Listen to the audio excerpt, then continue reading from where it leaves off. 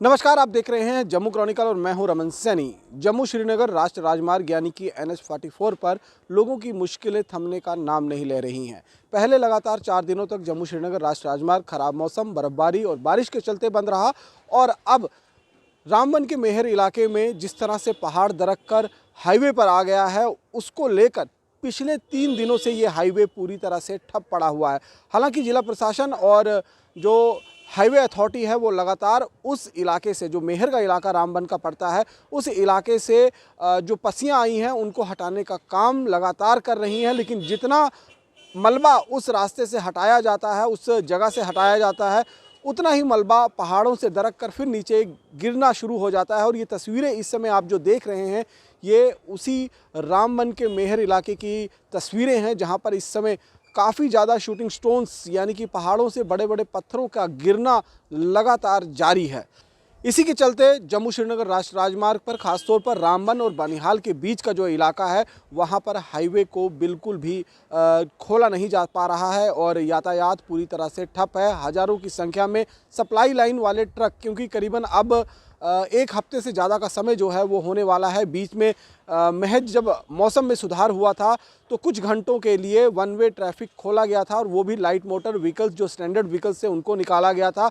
Heavy trucks को अभी तक नहीं छोड़ा जा सका है। और इसको देखते हुए इस समय जम्मू श्रीनगर राष्ट्रीय राजमार्ग पर, चाहे हम नगरोटा से बनटोल के बीच में बात करें या फिर उधमपुर की बात करें, उधमपुर से लेकर आगे रामबन और चनैनी के बीच में करें, तो ट्रकों का भारी जाम जो है इस समय उस हाईवे पर लगा हुआ है और लगातार लोगों को मुश्किलों का सामना करना पड़ रहा है। ये एक ऐसा हाईवे है जिसे जम्मू कश्मीर में, खासतौर पर कश्मीर घाटी के लिए लाइफलाइन माना जाता है।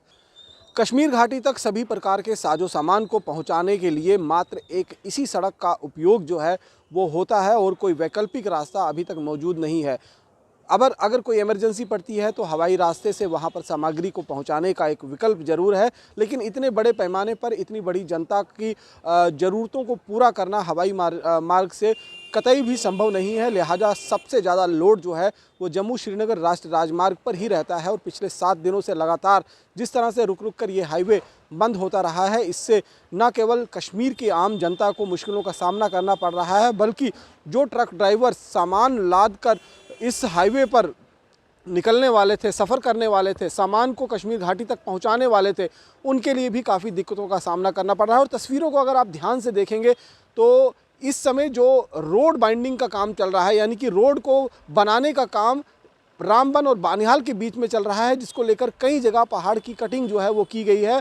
और इसी कटिंग के चलते जो हैवी मशीनरी का इस्तेमाल हुआ है, सभी पहाड़ जो हैं वो पूरी तरह से हिल गए हैं। और जिस तरह से 4-5 दिन लगातार बारिश हुई, उस बारिश से अब नमी जो है वो काफ़ी ज़्यादा अंदर पहाड़ों के अंदर समा चुकी है, और धूप खिलने के बाद अब वो धीरे धीरे पहाड़ जो है क्रैक कर कर नीचे की तरफ खिसकते हुए नज़र आ रहे हैं। और यही कारण था कि 3 दिन पहले मेहर इलाके में हाईवे जो है वो पूरी तरह से लैंडस्लाइड यानी कि पहाड़ दरक कर नीचे हाईवे पर गिरने से पूरी तरह से ठप हो गया था। पिछले 3 दिनों से लगातार मैन पावर, मशीन पावर लगी हुई है उस हाईवे को खोलने के लिए, लेकिन अभी तक कामयाबी नहीं मिली है।